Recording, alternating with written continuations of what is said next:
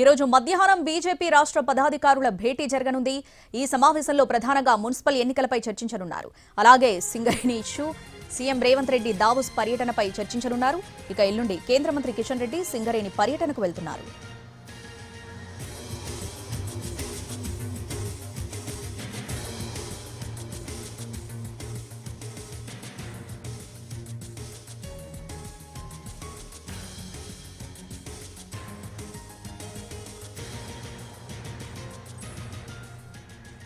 ఈరోజు మధ్యాహ్నం బీజేపీ రాష్ట్ర పదాధికారుల భేటీ జరగనుంది. దీనికి సంబంధించి పూర్తి అప్డేట్స్ మా ప్రతినిధి మహేష్ లైవ్ లో అందిస్తారు. మహేష్, ఈ భేటీ అజెండా ఏంటి, ఎటువంటి అంశాలు చర్చకు రానున్నాయి, డీటెయిల్స్ ఏంటి? శ్రావణి, ఈరోజు మధ్యాహ్నం బీజేపీ రాష్ట్ర పదాధికారుల సమావేశం రాష్ట్ర అధ్యక్షులు రామచంద్రరావు అధ్యక్షతన జరగనుంది. ప్రధానంగా ఈ భేటీలో 3 అంశాలపైన చర్చించనున్నారు. ఒకటి మున్సిపల్ ఎన్నికలు, రెండవది ఏదైతే సింగరేణి పైన జరుగుతున్నటువంటి ఇష్యూ కావచ్చు, కేంద్ర ప్రభుత్వాన్ని పైన వస్తున్న ఆరోపణలు కావచ్చు, కేంద్ర ప్రభుత్వం యొక్క ఇన్వాల్వ్మెంటు పైన కేంద్ర ప్రభుత్వం దీనిపైన జోక్యం చేసుకోవాలని చెప్పేసి వస్తున్నటువంటిది బీజేపీని టార్గెట్ చేస్తున్నటువంటి పరిస్థితుల్లో ఏ విధంగా ముందుకెళ్లాలో దానిపైన కూడా ఈ భేటీలో చర్చించబోతున్నారు. అదేవిధంగా సీఎం దావోస్ పర్యటన, వస్తున్నటువంటి పెట్టుబడులు అసలుకు ఏ విధంగా ఉందని దానిపైన కూడా ఈరోజు బీజేపీ రాష్ట్ర పదాధికారుల సమావేశంలో చర్చించిన తర్వాత ఒక కార్యాచరణతో ముందుకు వెళ్ళాలని చెప్పేసి పార్టీ భావిస్తుంది. అయితే ఏదైతే మున్సిపల్ ఎన్నికలు ఉన్నాయో, మున్సిపల్ ఎన్నికల విషయానికి వచ్చినట్లయితే బీజేపీ జాతీయ నాయకత్వం కూడా ఈ ఎన్నికలను చాలా సీరియస్గా తీసుకున్నట్టుగానే కనిపిస్తుంది. ఏదైతే బీజేపీ కేంద్ర నాయకత్వం రాష్ట్రానికి ఇన్ఛార్జ్లను కూడా, ఈ మున్సిపల్ ఎన్నికలకు సంబంధించినటువంటి ఇన్ఛార్జ్లను కూడా నియమించింది. సీనియర్ నేత, మహారాష్ట్ర మంత్రి, ముంబైకి సంబంధించినటువంటి అధ్యక్షునిగా గతంలో పనిచేసినటువంటి ఆశీష్ సెలార్ని తెలంగాణకు సంబంధించినటువంటి మున్సిపల్ ఎన్నికల ఇన్ఛార్జ్గా ఆయనకు అప్పగించారు. అదేవిధంగా బీజేపీ ఈ ఎన్నికలకు సంబంధించి సహాయ ఇన్ఛార్జులుగా రాజస్థాన్ మాజీ అధ్యక్షుల అశోక్ పర్నానిని, అదేవిధంగా బీజేపీ రాజ్యసభ ఎంపీ రేఖా శర్మలను కూడా సహాయ ఇన్ఛార్జులుగా ఇక్కడ నియమించడం జరిగింది. అంటే దీంతో బీజేపీ మున్సిపల్ ఎన్నికలను చాలా ప్రతిష్టాత్మకంగా తీసుకున్నట్టుగా కనిపిస్తుంది. అదేవిధంగా కేంద్ర నాయకత్వం కూడా ఈ ఎన్నికలపైన ప్రత్యేక దృష్టి పెట్టి ఇప్పటికే సర్వేలు చేయించినట్టుగా మనకు ఉన్నటువంటి సమాచారం. ఏవైతే బీజేపీ గెలవడానికి ఎక్కువగా ఒక వార్డ్స్ గెలుచుకోవడానికి అవకాశం ఉందో అక్కడ ప్రత్యేకమైనటువంటి దృష్టి పెట్టబోతుంది.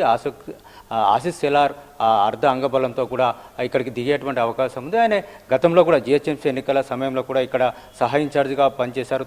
తన మనసును తీసుకొచ్చి ఇక్కడ సర్వేలు చేయించి ఎక్కడైతే బీజేపీకి అనుకూలమైనటువంటి వాతావరణం ఉందో అక్కడ ఎక్కువ ఫోకస్, వనరులను ఎక్కువగా కేంద్రీకరించే ఆ డివిజన్లో గెలిచేటువంటి ప్రయత్నం చేసినటువంటి నేపథ్యంలో ఆయనకి మరొకసారి ఇక్కడ తెలంగాణకు సంబంధించినటువంటి మున్సిపల్ ఎన్నికల ఇన్ఛార్జ్గా అయిపోయినటువంటి పరిస్థితి.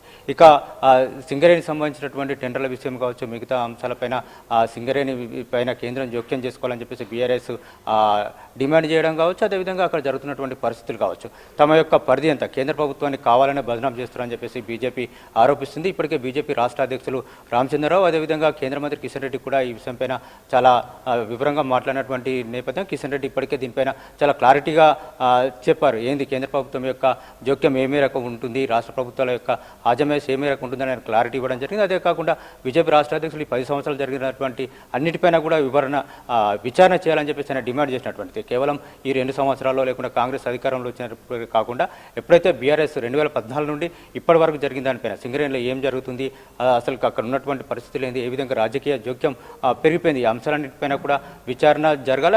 సింగరేణి ఏ విధంగా లాభాలు ఉన్నటువంటి సింగరేణి ఈరోజు ఇబ్బందుల్లో ఎందుకు వెళ్ళింది, రాష్ట్ర ప్రభుత్వం 40,000 కోట్ల పైగా బకాయిలు ఎందుకు పడింది, ఈ అంశాలన్నింటిపైన కూడా విచారణ జరగాల్సిందే. గతంలో కూడా టెండర్ల విషయంలో ఏమేమి జరిగింది, ఆ విషయాలపైన కూడా విచారణ జరగాలని చెప్పి బీజేపీ డిమాండ్ చేస్తుంది. ఇప్పటికే రామచంద్రరావు ఈ విషయంపైన డిమాండ్ చేసినటువంటి సిబిఐ విచారణ కేంద్ర ప్రభుత్వం డైరెక్ట్గా చేయడానికి అధికారం ఉండదని చెప్పేసి కూడా కిషన్ రెడ్డి చెప్పారు. రాష్ట్ర ప్రభుత్వం కనుక సిఫార్సు చేసినట్లయితే సిబిఐ విచారణ కూడా ముందుకెళ్లేటువంటి అవకాశం ఉందని చెప్పేసి బీజేపీ నేతలు చెప్తున్నటువంటి నేపథ్యంలో సింగరేణి విషయాన్ని కూడా ఈ 2 పార్టీలు, అటు కాంగ్రెస్ కానీ ఇటు బీఆర్ఎస్ కానీ ఏ విధంగా తమ యొక్క రాజకీయ ప్రయోజనాలకు వాడుకుంటున్నాయి, ఏ విధంగా అక్కడ నష్టాలకు కారణమైనటువంటి విషయంపైన పూర్తి స్థాయిలో ప్రజలకు వివరించే విధంగా ముందుకెళ్లాలని చెప్పేసి బీజేపీ నిర్ణయించింది. ఈరోజు రాష్ట్ర పదాధికారుల సమావేశంలో కూడా దీనిపైన చర్చించనున్నారు.